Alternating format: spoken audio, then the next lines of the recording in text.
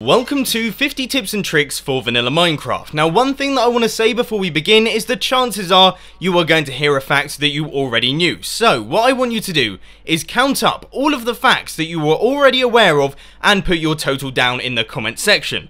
Obviously, if you got 50 out of 50, you are a certified Minecraft pro. But sadly, it probably wasn't worth your time watching this video. The next thing that I want to say is if you think of a tip that I should have included in the video, but I didn't, then of course you can put that down in the comments section as well. But anyway, without further ado, let's start counting down these top 50 tips to do with Minecraft. When in creative mode, you can hold space and shift at the same time to allow you to keep flying, but place blocks on top of GUI blocks such as furnaces, chests, ender chests, etc. If you rename a chest in an anvil and then place it down on the ground, you will see that it has that name up in the top left. Now onto some inventory shortcuts. You can shift click items out of chests to bring them straight down into your inventory, and also if you shift click inside your inventory, you can move it from the hotbar into the main storage and vice versa. If you pick up an item and shift double click on an item of the same type, it will put all items of that type into the chest, and the same thing works for the opposite way round, taking items out of the chest. Very nice and fast. If you pick up a stack of multiple items and hold left click and drag across, you will see that it will distribute evenly between spots in the inventory or GUI that you are using, such as a crafting bench. On the other hand, if you pick up a stack of multiple items and hold right click and drag across, you will see that it puts one item into each spot of the GUI. In creative mode, if you middle click on an item or stack of items, you will see that it duplicates them, meaning that you can easily transfer things into chests without actually losing them in your inventory. While hovering over an item in your inventory, pressing a number on the number pad will put it into that corresponding slot in your hotbar. So here we go, press number 1 and it puts it in slot number 1. When in survival mode, you can actually use the pick block function. Just press the middle click whilst looking at the item that you want to select, and you will see that it goes to the corresponding item in the hotbar. Issue is, you actually have to have that item. It doesn't work like it does in creative mode, obviously. Hovering over an item in your inventory and pressing Ctrl Q means that you can chuck out full stacks of items. Using Haste 2 and an Efficiency 5 pickaxe, you can insta-mine stone as well as some other blocks. However, for hardened clay, you only need Haste 1 with an Efficiency 5 pickaxe, meaning that you only need a 1-tier beacon, which obviously means that clearing out large areas of mesobiome really is quite easy. Having a regen beacon means that technically you don't really need to eat. Obviously you do take damage and you can't run anywhere, which means that it's not really good for general use, but if you are using it at a farm, for example an enderman farm, then it is perfect, because it means that we don't have to constantly fill up with food. Oak trees can be planted directly next to one another, which means that you can create very easy to farm tree farms using this mechanic. Compressed ice has the exact same properties as regular ice in the way that it makes items move faster, but it doesn't melt, making it perfect for water streams. When ice melts, it doesn't update, and that means you can get really cool flowing water streams that float up in the air.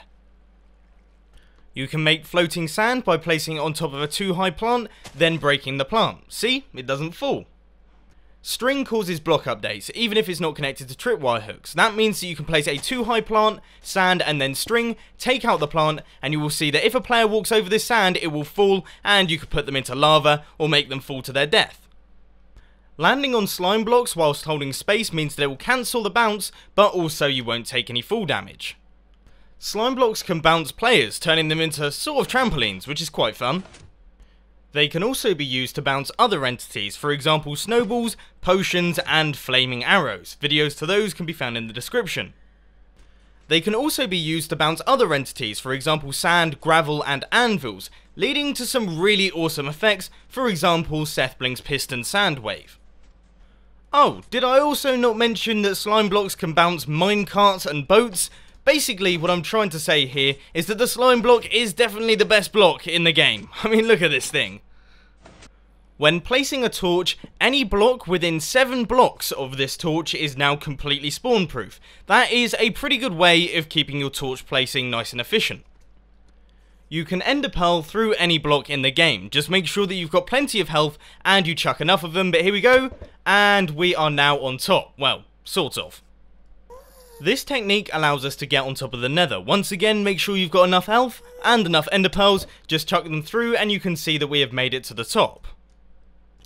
Speaking of being on top of the nether, there is actually a way to go through the bedrock. First off, you actually have to get up here using the ender pearl technique, then you want to place down 4 of these dark oak wood saplings, bone meal them and you will have yourself a dark oak tree. Then you take out the bottom bunch, place down another 4 and then do the same thing again, and you will see that there is in fact a chance that some of it will grow through the bedrock.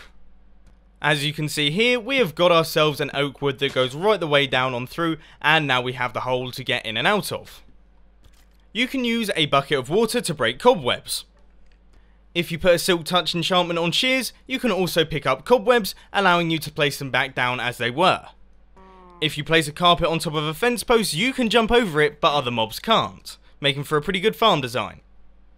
You can create a completely air-filled world by going create new world, more world options, super flat, customize, preset, and then deleting all of this stuff and placing 1 semicolon 0, and you will see that you get an air option. Go done, generate structures off, create new world, then type in this command and it will place down a block of stone, allowing you to work from it.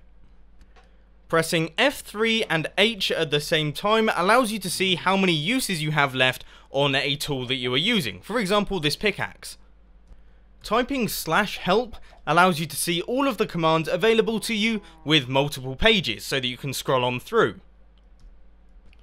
If you can't remember a command in a specific set, then you can keep pressing tab and it will scroll through all of the possible ones.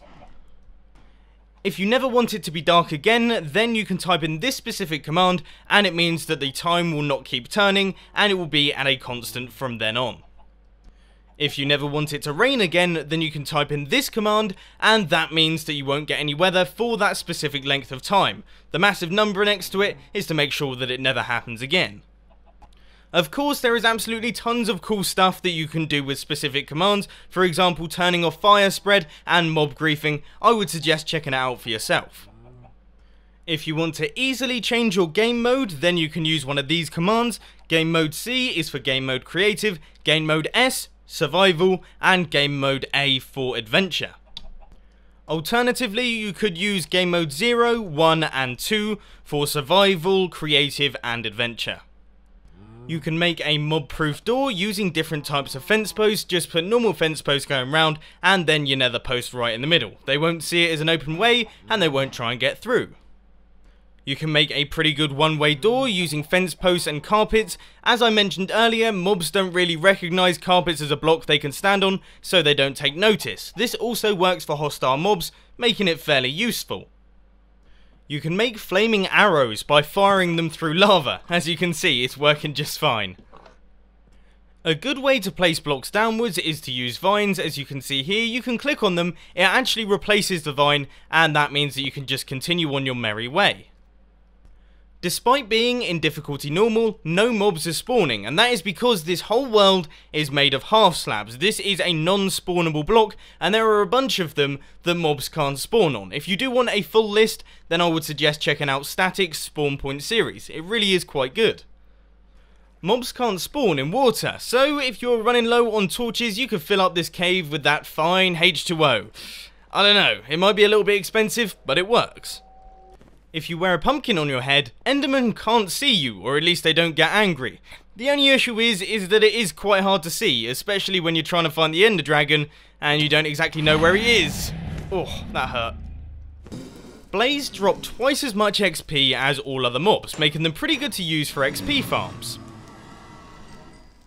Another fun fact about Blaze is they actually take damage from snowballs, and it's quite powerful actually. As you can see, we've only fired a couple hundred at him, and now he's died. Endermen are 3 blocks tall, so by giving yourself a 2-high roof, you can make yourself a pretty sweet poor man's XP farm. Just by looking around in the end, you will gather up plenty of attention.